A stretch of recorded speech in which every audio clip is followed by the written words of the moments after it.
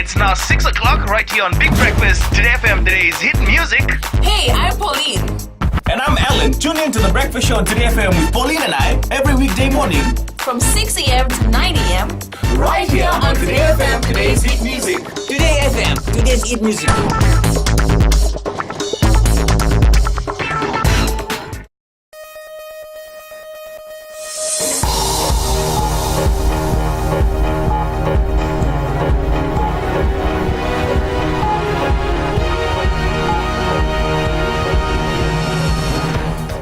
In the news tonight, Fiji and South Africa to meet in Cup quarter-final of London Sevens. Retirement fund secure, says FNPF chairman. And Gurmit Remembrance event sees revival of traditional play.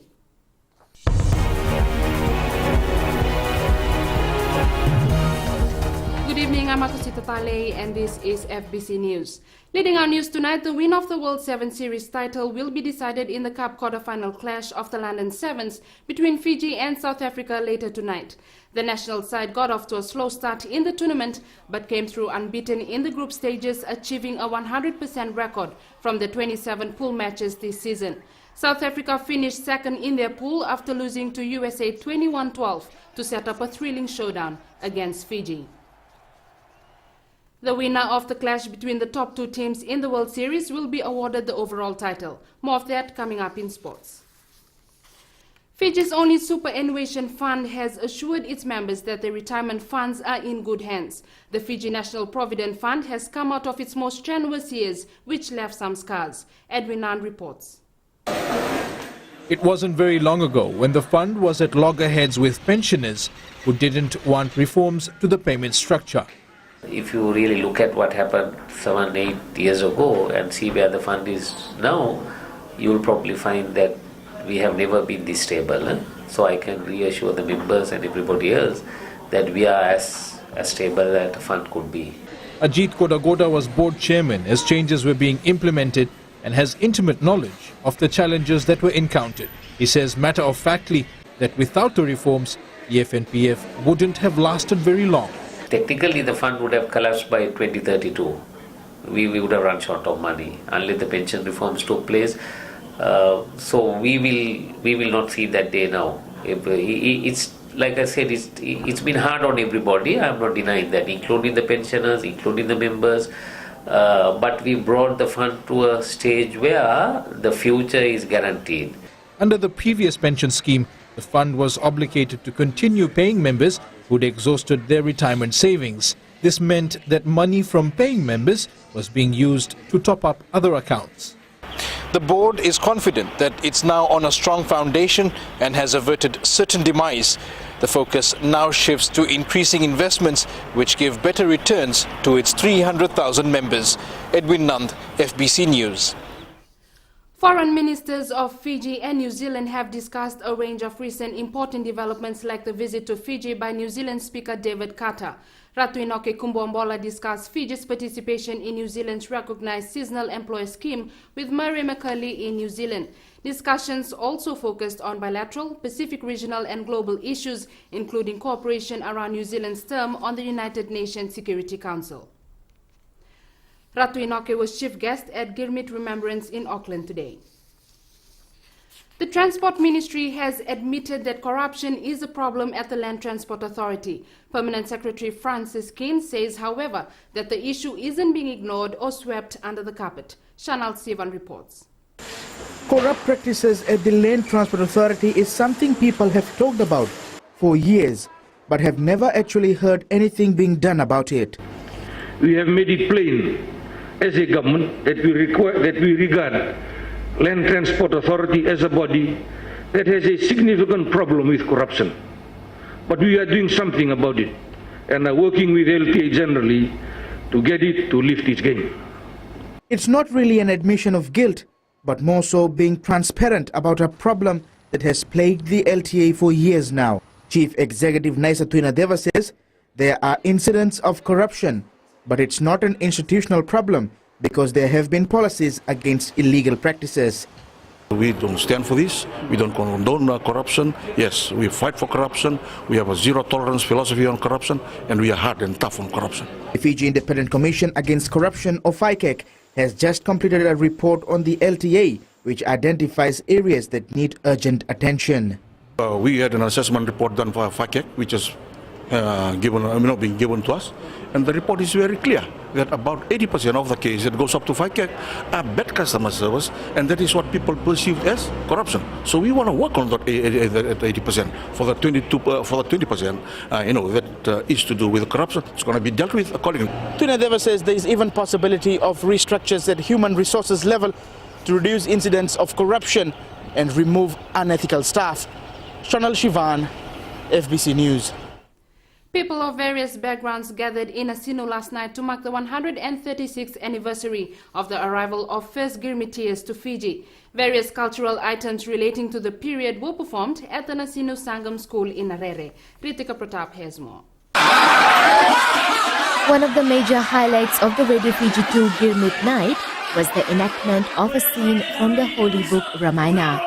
The drama, commonly known as Ram Leela, used to be a favorite pastime for Girmitiers because there was no other form of entertainment.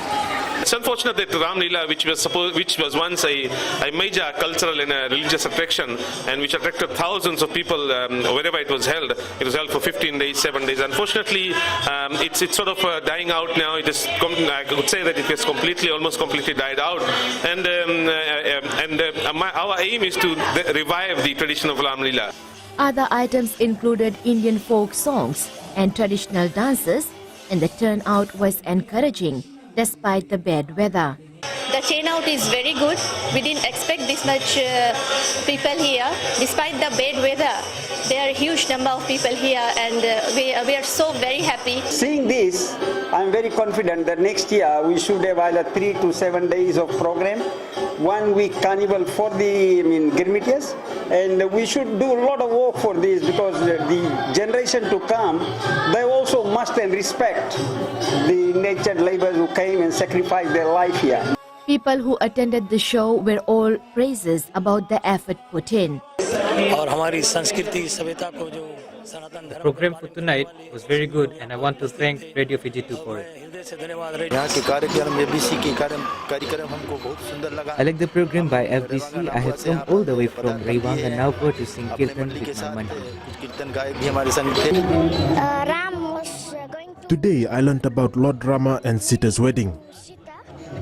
The Radio Fiji 2 Girmit night was organized in association with the TISI Sangam Fiji.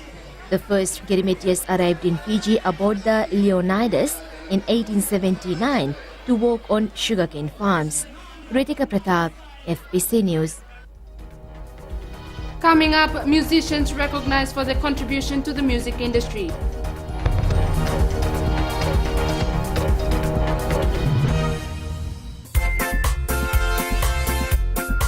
Ya bina pwede mwana topa chuma ini mwezi kama kwena bula FM na mbundi wene siri na ngona ni ndendre manda ke Central Rental Support ke nero shuru kuhita minichi meba na koloko. Ni sabula. Oya wa wajisoni ndalai. Gonga ya mwezi dono. Nama kikirau mena tolu kene bitu. Ena via kasi moliti kene porombuka. Gori ya na lali nekabi. Bula FM namba ndua ena siri.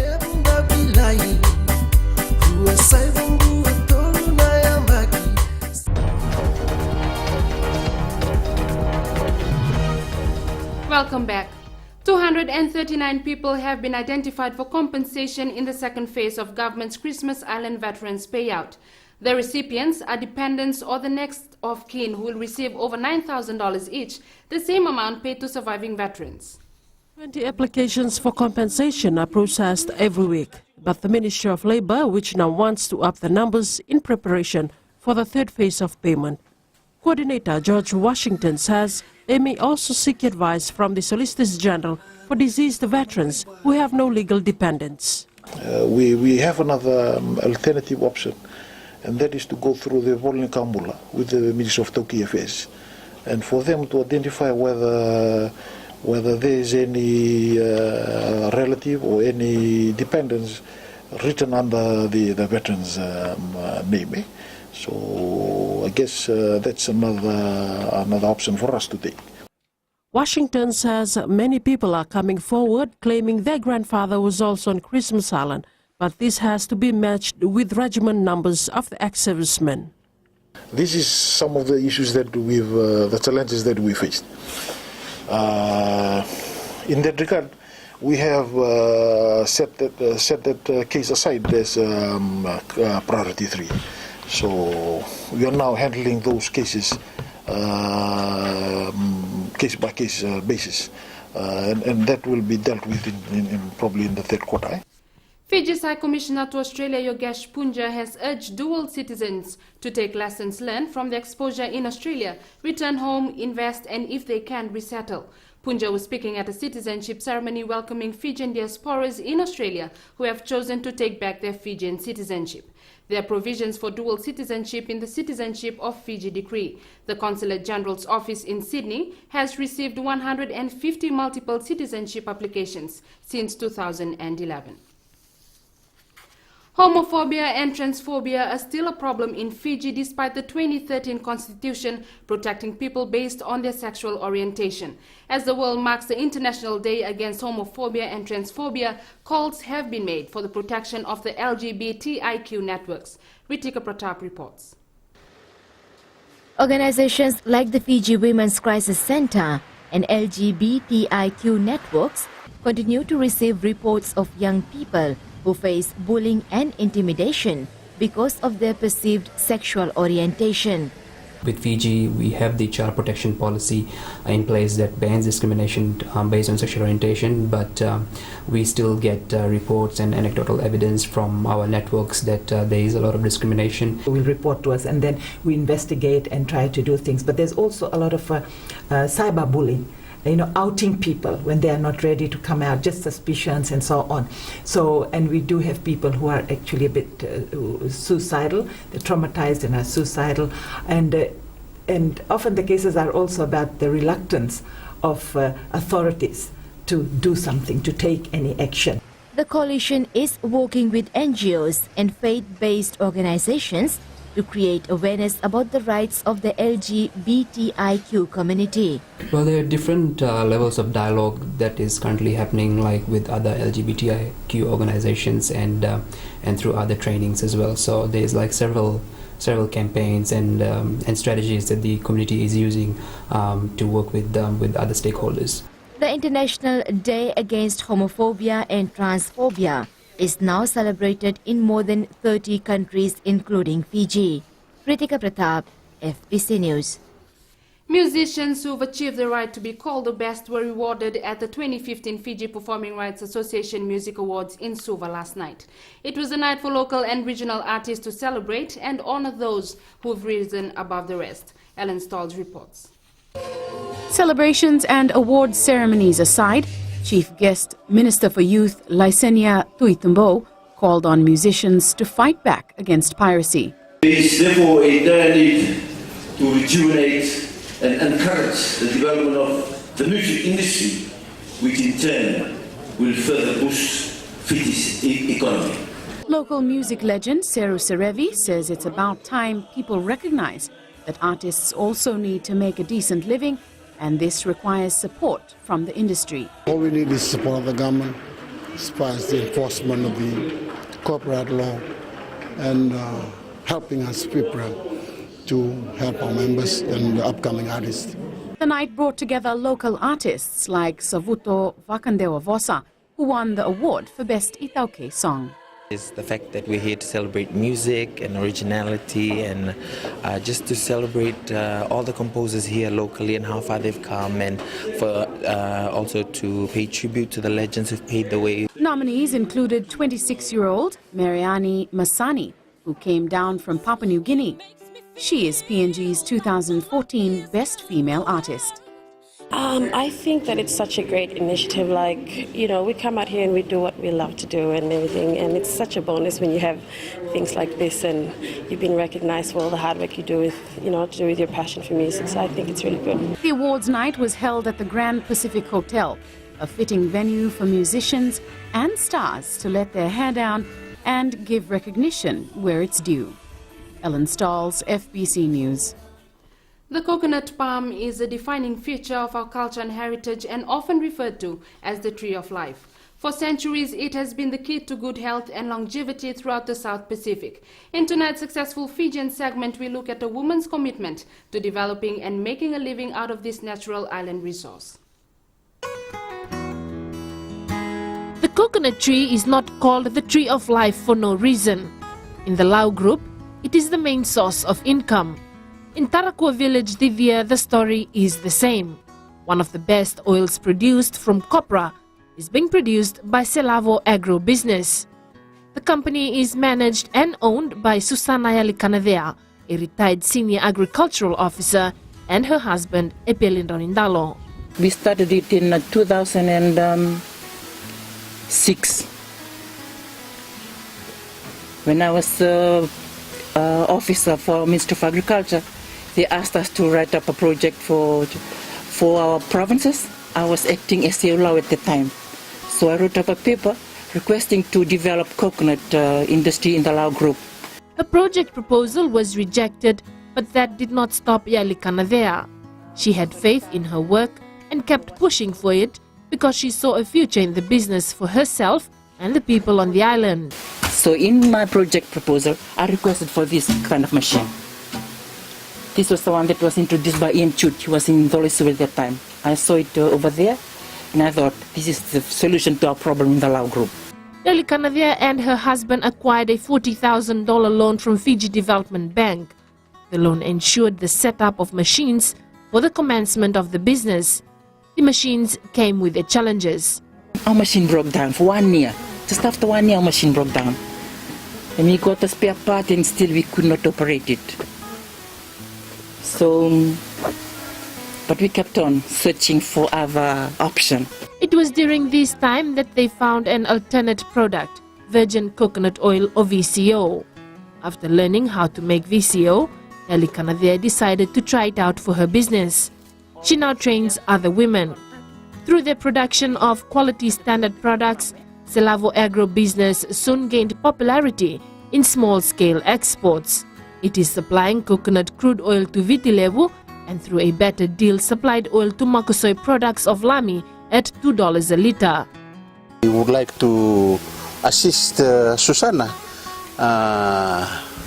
with infrastructure and also marketing her products because her products are unique.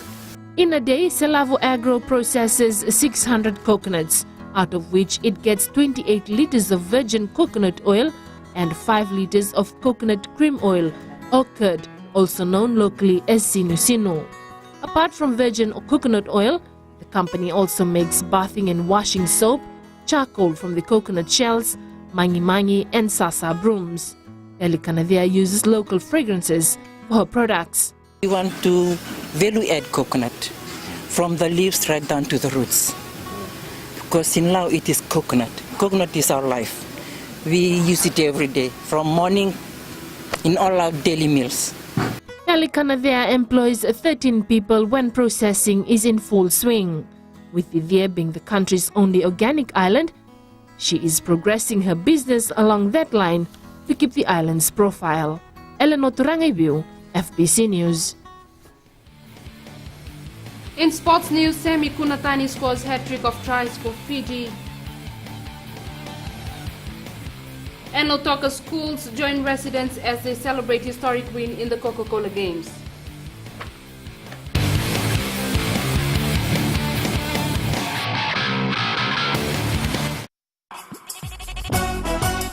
छू छू छू हे हे नमस्ते Fiji, आपके हर एक problem की दवा लेकर मैं आ गई हूँ 9 से 12 बजे तक आपकी सहेली रेनू। छू छू छू 40 में 20 का दिखना है। मैं हूँ ना आपके साथ में मिर्ची एफएम पर 9 से 12 बजे तक मंडे टू फ्राइडे। मिर्ची it's hot.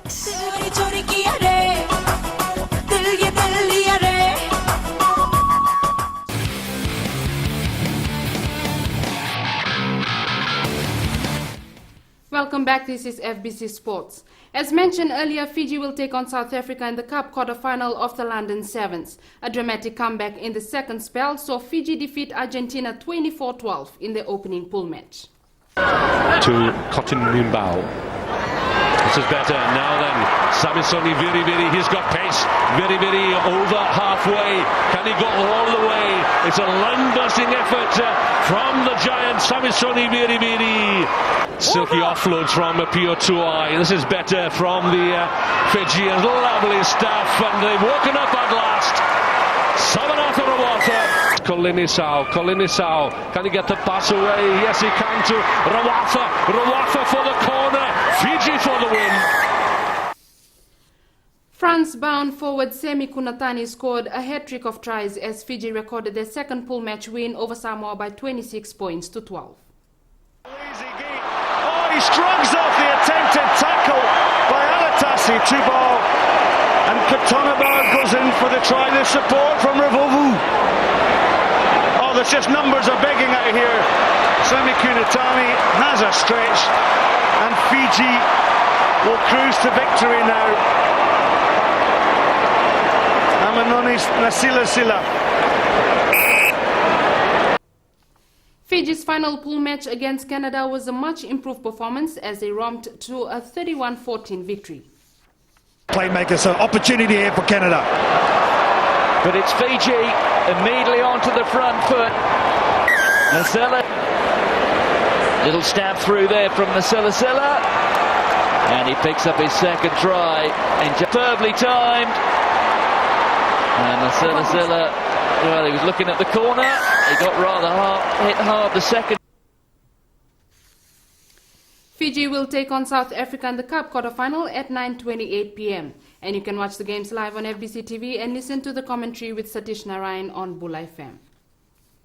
Lautoka City came to a standstill yesterday to celebrate Natambua High School and Jasper Williams High School's achievement in winning the boys and girls titles respectively at the Coca-Cola Games. It was a splendor of colors to mark the athletes' accomplishment, the first time ever both titles were won by schools from the Western Division. Chalendo Dakadaka has more. Athletes of Natambua High School and Jasper Williams High School marched together through the streets of Lautoka in honor of their victory at the Coca-Cola Games. It was the beginning of a huge celebration for both squads in honor of their achievement in bringing both the boys and girls titles to the Western Division for the first time in the history of the competition. This year, both the girls and boys athletics titles traveled to the Western Division. I may admit that these results are outcomes of careful planning and preparation and sacrifice during long and odd hours. I acknowledge the skills of the teachers in recognizing raw talents and turning them into champions. The achievement will go down as one of the most special ones for Lautoka City as a whole, which has come to embrace the athletes for their outstanding performance. To the victorious True Blues from Natambua, the purple and gold, Jasper and the people of Lautoka and indeed the whole of the Western Division are proud of you.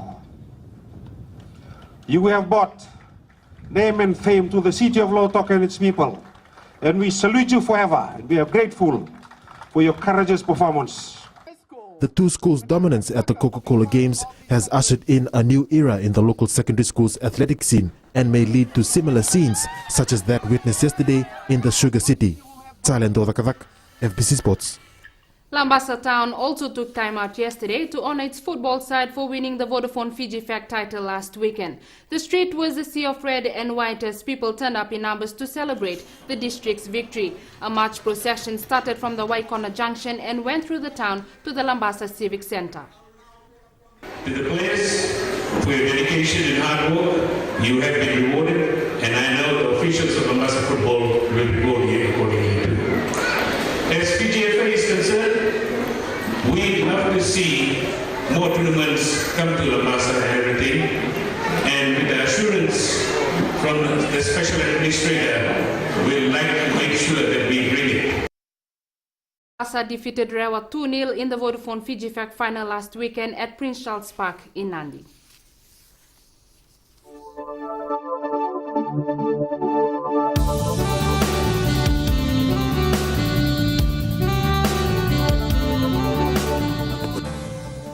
Mostly fine weather and some showers were experienced around the country today.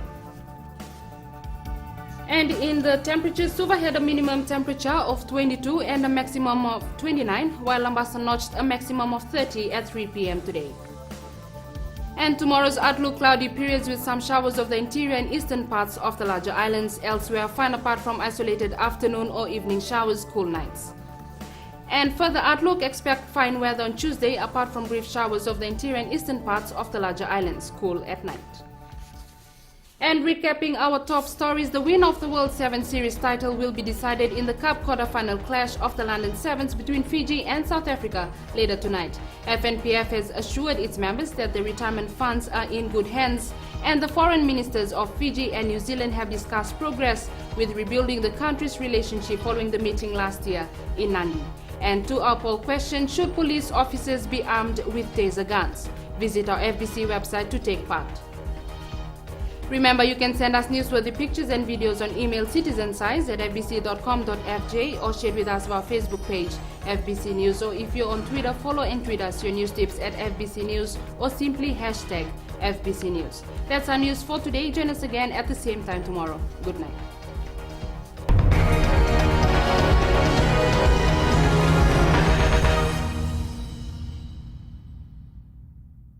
Saruandoro na kaloko na Radio Fiji 1 ando may wiki na bunga ni binano. Nisambula binaka na ngono boro taki ni rongo sere na ngono ni ndreko malolo. Nisambula binaka. Oye wa meli kilani. Ningi nama ketu mena nongo bengi rawi maina moni tiki na warombuka na rua kina wana kaloko na ngono ni rongo maina vesana. Waki na wono na ngono ni rongo sere na Radio Fiji 1 na ndo may wiki na bunga ni binano yanu.